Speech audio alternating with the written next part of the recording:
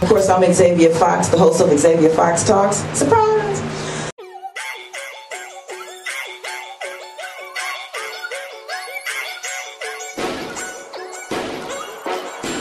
Is marriage relevant anymore? I think so.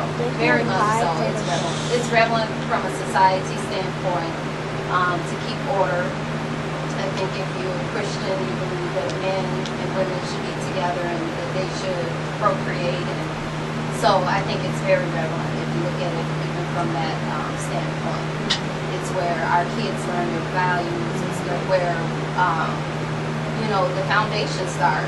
Really the foundation of race, of our human race, true family. So it's very relevant. So I think that question was probably posed because it appears today that marriage is not relevant. Right. Because you can do everything you can single that you would do if you were married. Yeah. Because at one point you would get married so you can have children. Right. You get married so you can have sex. Right. No, but now you can do everything that single that married people do. So I think that's why the question is posed: is it relevant?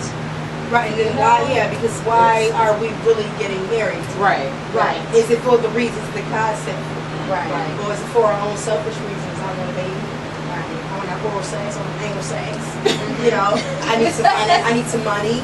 Right. You know, so then with that, it becomes irrelevant. The truth of marriage becomes irrelevant when we're looking at it from a selfish perspective. Then it becomes irrelevant. That's the problem. You know, the foundation. That's true. Yeah. But the funny thing about it is that people still want to get married. With the divorce rate being high, and then people get married, and men are like, oh, my old lady, or my old guy, or, you know, marriage is tough, or blah, blah, blah. People, there's a desire within us that still pushes us towards. That's true. Because, I mean, do we really want to be out here? Like, especially for women, you date someone, you know, and after, let's say you date for 3 months, you know, Steve Harvey rule, probation before you have sex with him. And after 3 months you have sex with him, in 6 months you break up. And you go meet the next guy, 3 months you date him, in 6 months you just been run through.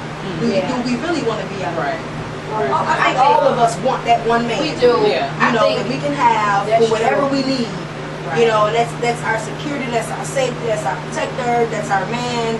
This is him. All of us really want that. And now I'm speaking for most women. You know, but some of us won't admit that. Because we're so independent and we don't think we need a man. Well, yeah, not me. It wasn't put here to be by yourself. We both actually need each other, and I think it's going to take, to make it more prevalent, it's going to take married couples to show people that it's happiness in marriage. We're not all about a ball and chain from a man's perspective and a controller from a woman's perspective. And once people start seeing that, then they'll believe again in the institution of marriage, because with divorces on the rise, people like, I'm not getting married because I don't want to marry and divorce, you know. So when married people start showing people that it's joy in being married, then it'll change the mindset of everybody about marriage. Because marriage is not glorified in our It's not. It's not. But being divorced is. Absolutely. Yeah. Marriage is degraded. It's not. It's looked upon like, you're married. Oh wow, you're married. Right. You know. And then now, what blew my mind was, at the beginning of June, the state of Illinois enacted this civil union situation. And I was floored by that, because I was like, ooh, junior marriage. Well, we could try that out. But then I thought, well, why would you go through this when you could just still get married? And why would you half-step? And to me, that civil union sounds very much like a half-step. And it may be designed for same-sex situations. I think that was what I read. But at the same time, I still saw that as I saw it as a knock against true marriage. It's true. And I was just like, because at first when I heard it, when I heard about it, I said, oh, okay, so this is a way for same-sex situations to get the benefits of marriage. But then they came back and said, well, no, because heterosexuals can do the civil union as well. Heterosexuals can do this. So then I was like, cool, now I don't have to worry about striking out 3 times, and I can just do this civil union thing with some guy, and I'm okay. And then I started really, really thinking about it. That's not what God designed. That's a man-designed situation to fit our current society's desires. And so I said, I'm not against swept in by that. I'm gonna go back and keep making my cake.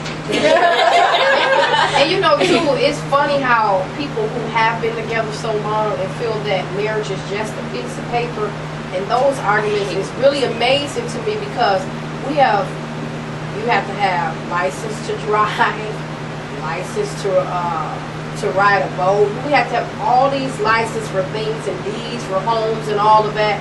But you mean to tell me your relationship is not that much important, more so than a license to drive or a deed to a home? So we're not that important to each other that we cannot make it right in a sense from a Christian's perspective and for ourselves. You know what I mean? Because that whole, well, it's just a piece of paper. No, not so much. But that piece of paper commits you. When you are just in a relationship, that door's still open. Yeah, true. Once you get married, that door is shut. And you can open it. It costs you a little bit of money, a little heartache, and it's a little harder to open. But I think that's what people fear. When they're like, oh, it's just a piece of paper. We don't need to do it. You know, it's because I really don't want that full commitment. Because it's very different. When you're single and you go to marriage, it's a very different. It's a very different feeling. So and with society's pressures, and no one's supporting marriage. No one's walking in and saying, you know, I know you're having a hard time with your marriage, but stick it out. You know, you can do this. Everybody has a hard time, but you're girl, you can leave that man. And that's true too, because it's like, don't come to me to text me, should you leave your husband? That's between you, him, and God, because I'm giving you my opinion, and I cannot base my experience and my opinion on what goes on in your house. Work it out. And then another thing too is, because a friend of mine and I debated about what true marriage is, because people keep referring to this piece of paper, and my friend tried so hard to convince me that marriage is a union in your heart. And I was just like, well, that might be for you, and that might be okay. But at the end of the day, if you don't go down to some courthouse or go stand in front of some altar with a preacher, that union in your heart only carries so much validity. You still need the piece of paper if you want to go the distance. And you need them both. Some people got the union in their heart without the paper. Some people got the paper without the union in their heart. Right? So just to elaborate on that, that comes from when you lack that union in the heart. There's a lot of scorned people out there getting married. Scorned, going into marriages, you know, not realizing that they haven't forgiven previous relationship, and then you're taking baggage. So even with marriage, you know, everybody has gone through something. We've all had some bad relationships and good ones. And when you're going into marriage, you have to be completely have a free heart.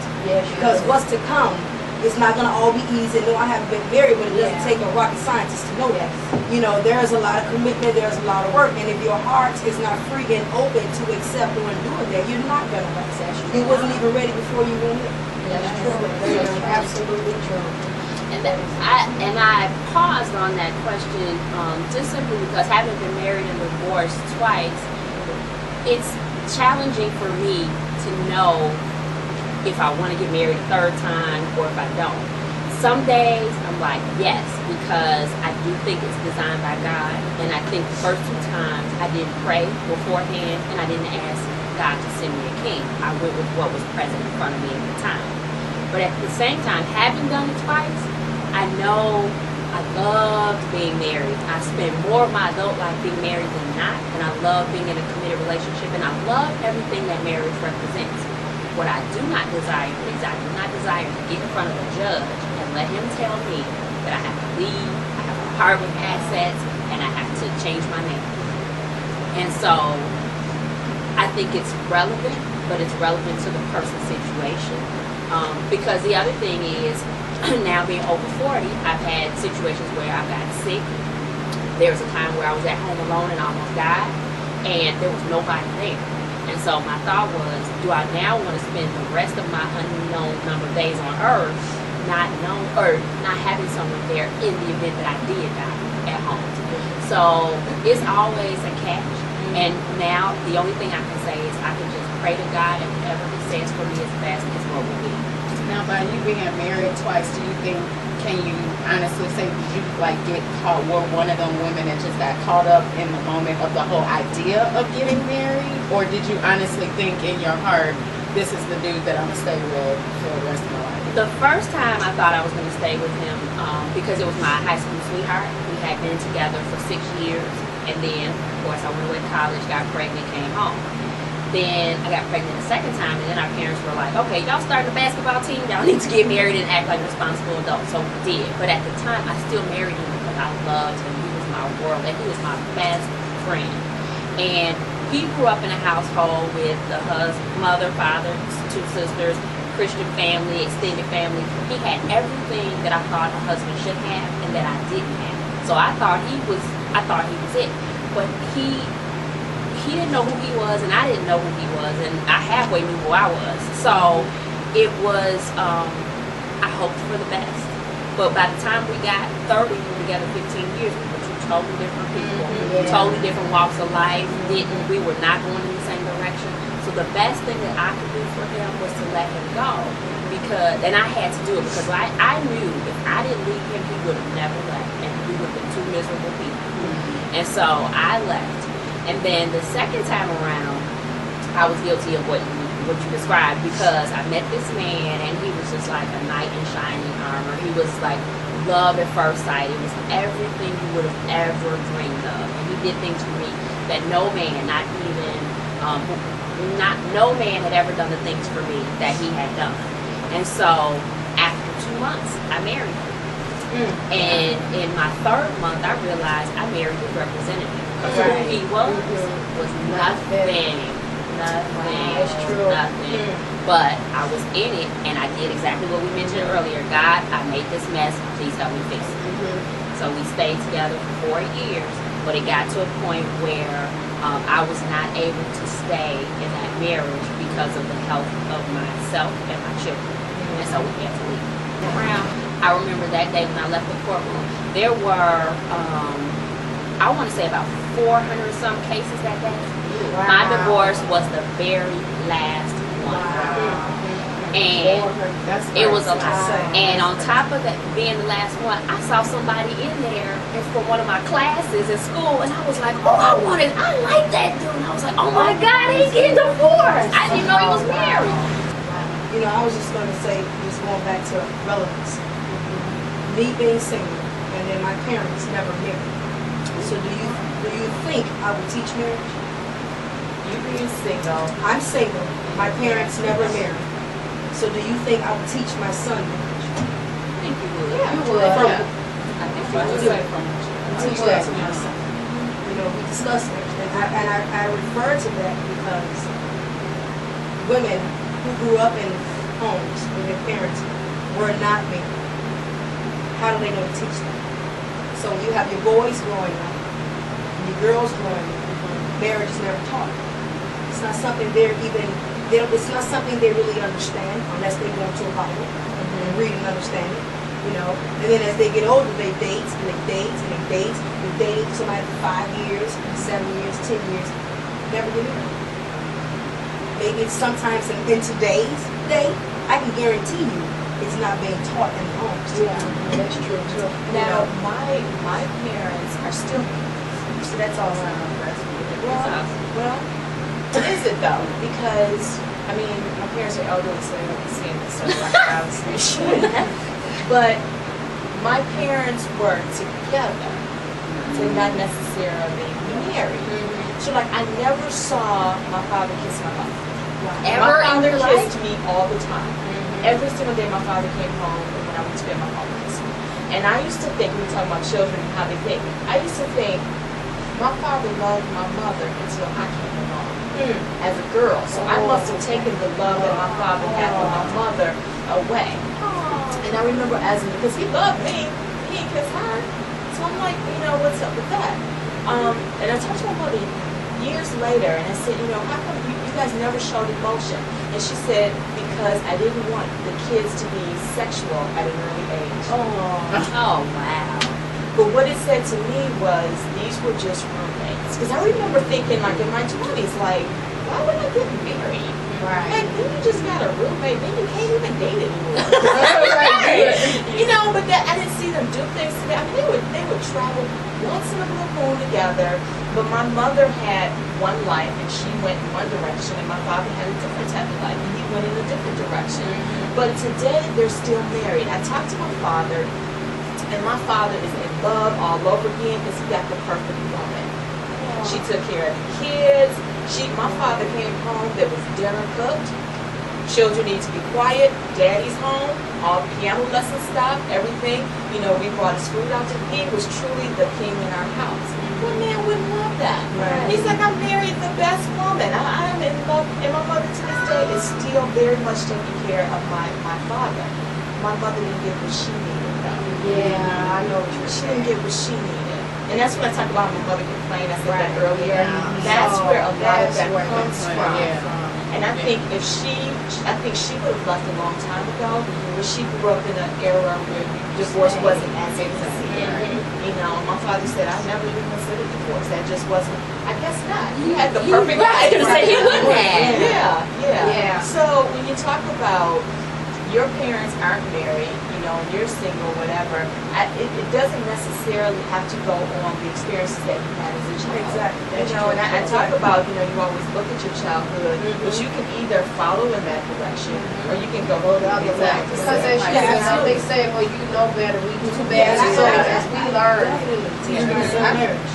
grew up on the, you know, south side of Chicago. The building I stayed in, the building right next to the one I lived in was nothing but a crack building. Society tells me I should have probably about 3 or 4 kids, That's true. not graduated or anything, and I'm the only, you know, one in my family with a master's degree.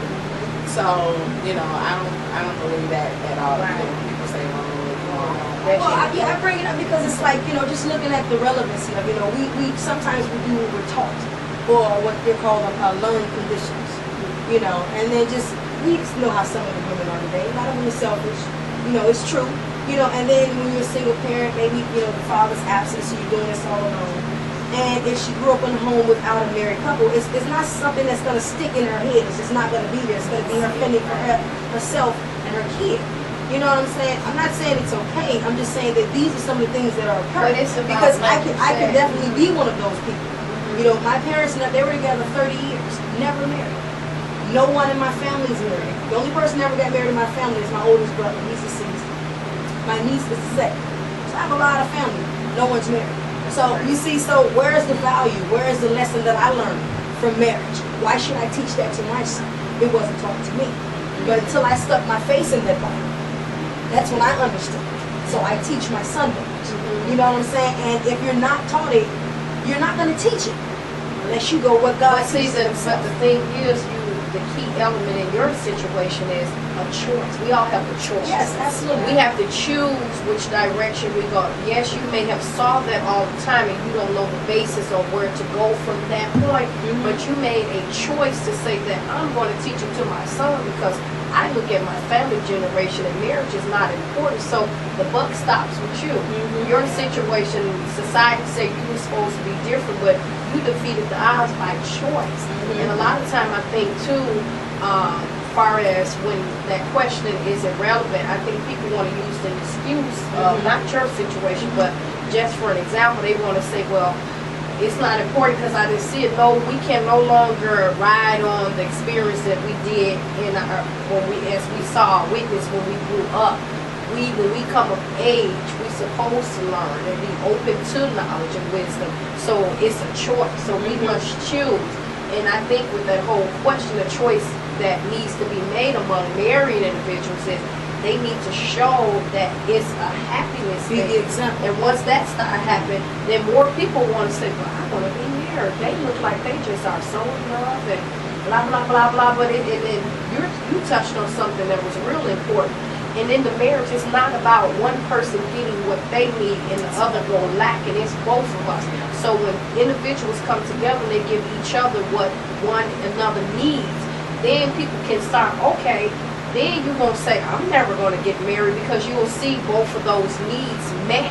Right. And the kids will witness that. So then they will want to experience that love of marriage. So I think it goes back to the marriage people because they have to show. That goes with men and women.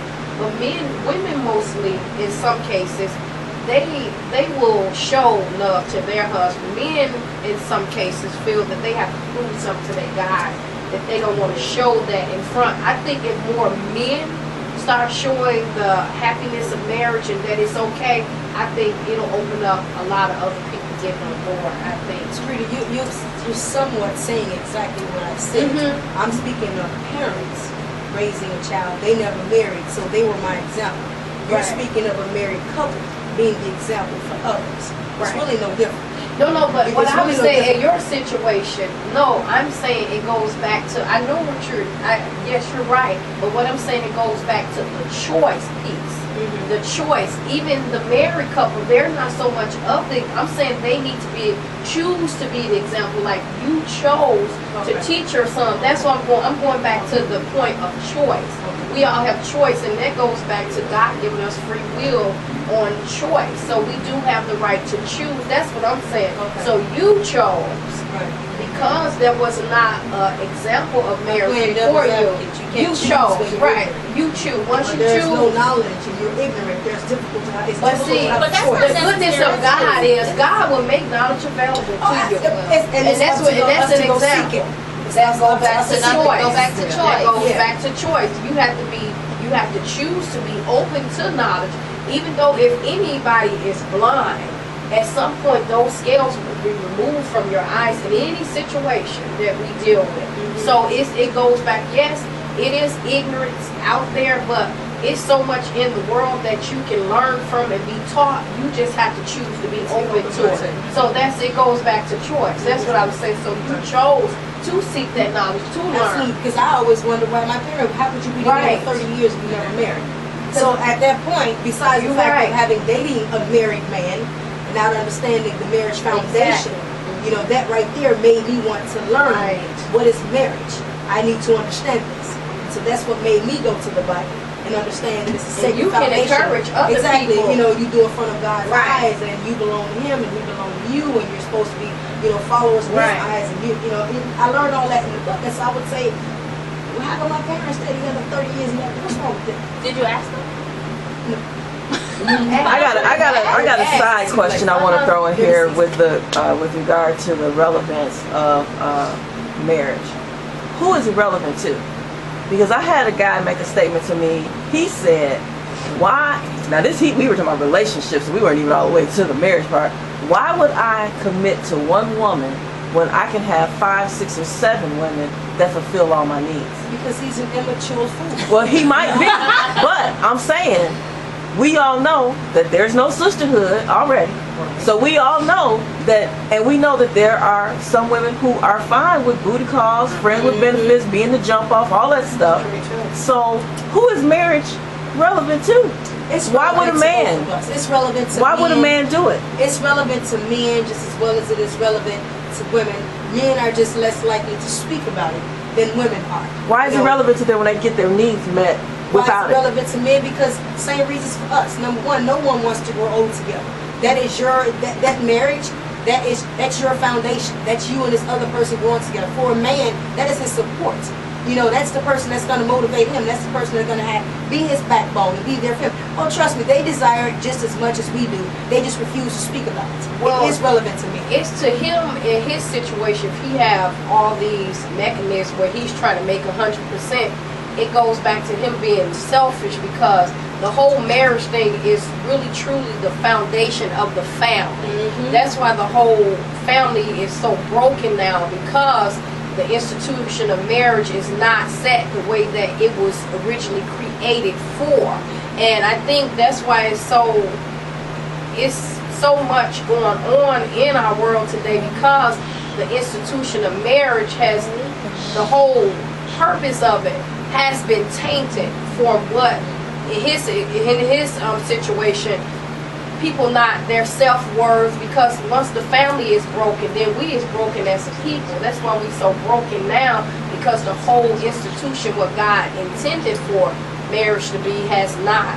And if a man does not know why marriage is relevant to him, he needs to read the Bible. Because there's a problem with him. He needs to evaluate himself. Exactly. Really. Because how could you question if marriage is relevant as a man? How could you question that? But the question wasn't the relevance. The question is, sound Is like, it- why is would it- you settle down with You're one? saying, Right. she's She's asking why is it relevant to men?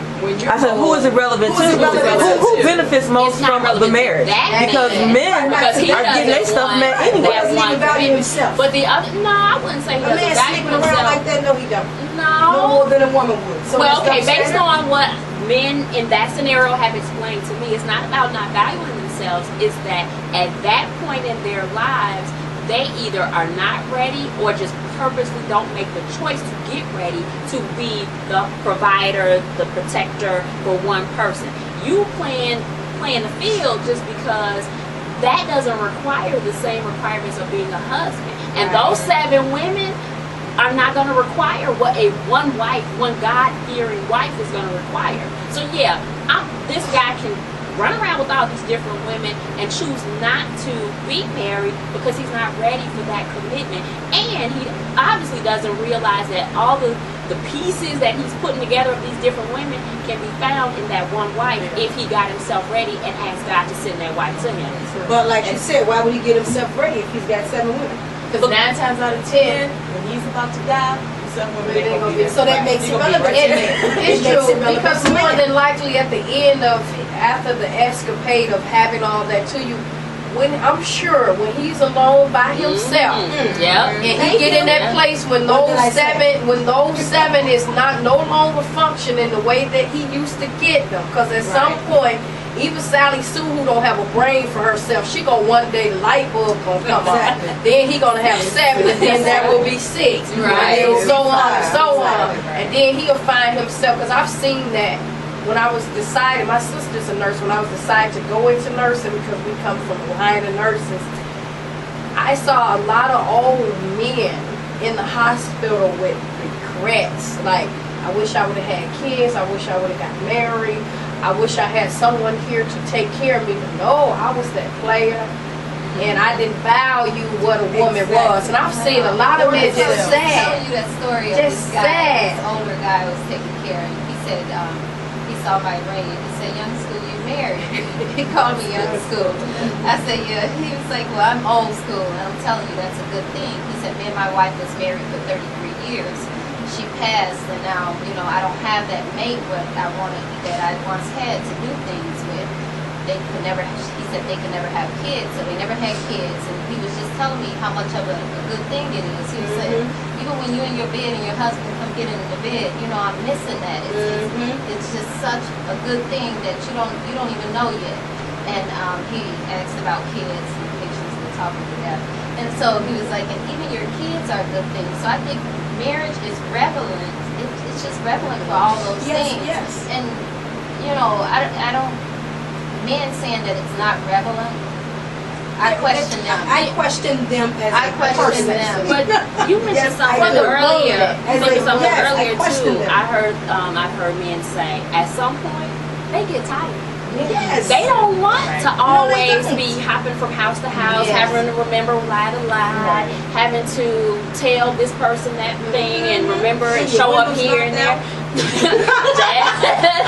Because you may Dance vote for with one of those Sullivan. women. Right. But at some point they do get tired and they do settle down. And one of the things I think is so profound is that when they get to that point where they are tired and they are ready to settle down, they want that one, they really not going through them 6 or 7. Oh, They're going no, all the way all from the here. beginning. Exactly. And going back to the foundation. And I remember that girl sitting in the back pew of the yeah. church. I Or should I remember marry that her. girl that taught Sunday school and my mama told me don't touch her. Dog, where's she at? Yeah. And they go back to that They wholesome do. foundation. And those 6 or 7 are just those 6 or 7 that they hope their daughter doesn't turn into somebody 6 or 7. So And also, men have changed as well. And We know also, it is. I've saw changes in men when they have their own daughters. When they have their daughters, they change instantly because they want something different from her. Especially a man like that who is seeing 7 women. When they have their daughters, because I have a really good, he's my guy BFF, and I know you're going to talk crap when I say this, but until he had his daughter, he's my guy BFF. We're her male best friend. Yes, my male best friend. We're tighter than 10 toes. No, we're tighter than 10 toes in one sock. Y'all know that's tight. And so he was just a dog because nice looking guy, women just throwing themselves and he could just do it. But when he had that baby girl, he instantly changed and he was like, you know what, you're right, I never listened to you, you know, but when I had my daughter, I wanted different, and now he's engaged, and this was a person who we never thought we could hear. So now he's engaged, and it's like, see, they'll get to that point, because he had. And then, you know, even So I when a think- man getting married, I mean, that comes with him growing and maturing and respecting who he is and learning to respect the foundation of marriage. Of course, you have a lot of guys out here that play the field, but once they really get to know and love themselves and respect their own value as far as who they are as a man, then they'll see the importance of marriage. But until you get there, they're going to keep slinging it around. And to answer your question, we both benefit, men and women. Yes, it's relevant to both. Yes. Yes, it is. Yes, men, it's very relevant, and we know it is. When you go home at night and you give it to them 6 or 7 girls, you're in the bedroom saying, man, I wish I had me just one. She could hold me. She could Or you really know the depths of who I am. Exactly. And love me for me, Okay, you know. did you hear that? That came from Sheila's mouth. Yeah. This sister circle. We got a lot of information in that session as they discussed relationships, and of course I put my little 2 cents in every now and again. And I hope that you will tune in for part 2 when we discuss men. See you on the next show.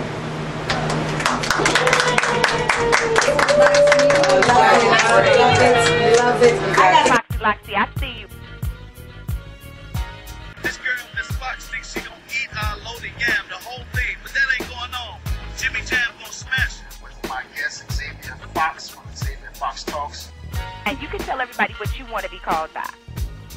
Xavia Fox here, still on the red carpet, Let's act.